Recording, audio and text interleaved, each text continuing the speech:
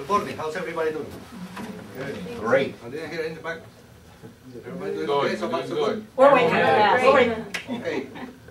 I am a double-aged 53-year-old from the beautiful city of Bogota in Colombia. And I've been living in Miami for more than 25 years. And I've been married for more than 25 years. To the same wife. And I have a wonderful son, 19-year-old Francisco. I'm very proud of him. He's an excellent person and citizen. He goes to the Barry University in the second year of sports medicine. He works part-time at Macy's, and I don't have any trouble with him. I've been blessed with him. And I'd like to share with you today an experience I had when he was born. I had the opportunity to witness his birth the whole time. I was there the whole time. And we were waiting. One day we went to the hospital. I remember that like it was yesterday. It was in May 1990. And we went to the hospital one day. We spent one day there and nothing happened. We had to go home, come back the next day. And wait there the whole day, like 6:30 in the afternoon, he was showing signs of getting ready to come out to the world. And then we went to the delivery room, and there was all kinds of activity there. The doctor, the nurses, my wife, and myself, and everybody waiting, excited, and was scared, and I didn't know what to expect. And finally, he started to come out, and I was excited to see this unique experience that I have. And I saw this little purple thing dripping fluids all over, and I was like, what is happening here? I never have seen this before. It's the first time in my life, and I was very excited.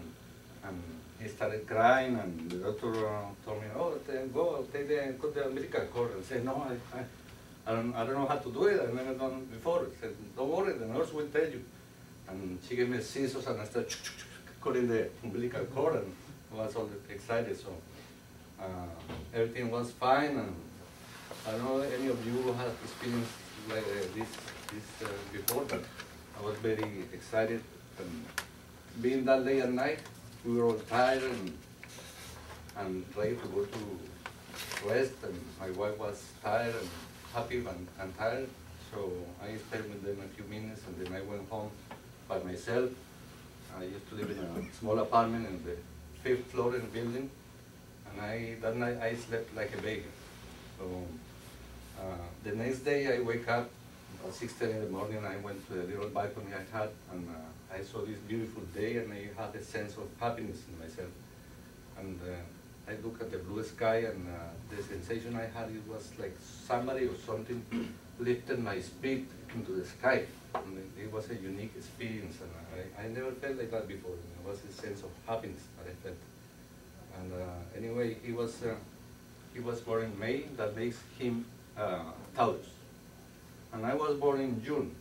That made me a Gemini.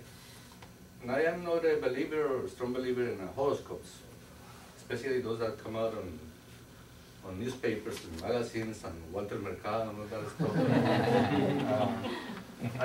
I did some reading for this project, and I find out that the horoscope has origins in the ancient times in Egypt and Babylon.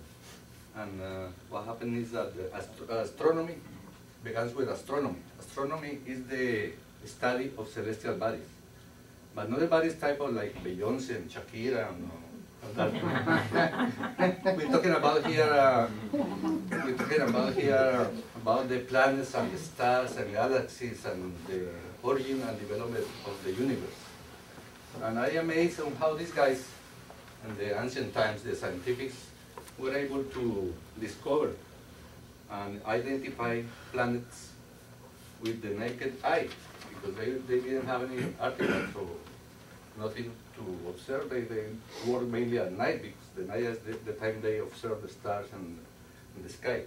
Only in the 13th century they come out with the telescope. They invented the telescope in Europe, and the guy named Galileo was the one that improved the telescope, and with the telescope they were able to see the sky in a closer way. They have a closer look. So in the 19th century, astrology and astronomy began to diverge. And astronomy became an important science. Astrology was viewed by the scientifics of the time as an occult science and superstition. In the modern times, the scientists like Richard Dawkins and Stephen Hawking, they view astrology as unscientific. And they regard it as some other scientists regard it as a pseudoscience. So that tells me that, I don't know if I have to believe in horoscope, but anyway, you have two choices. We can guide our lives by horoscopes, or we can take charge of our lives and have goals and try to become better communicators, become members of Toastmasters, and have a good attitude and good relations with those around us, and have a beautiful life with good attitude. And anyway, I'm very happy to be a Gemini.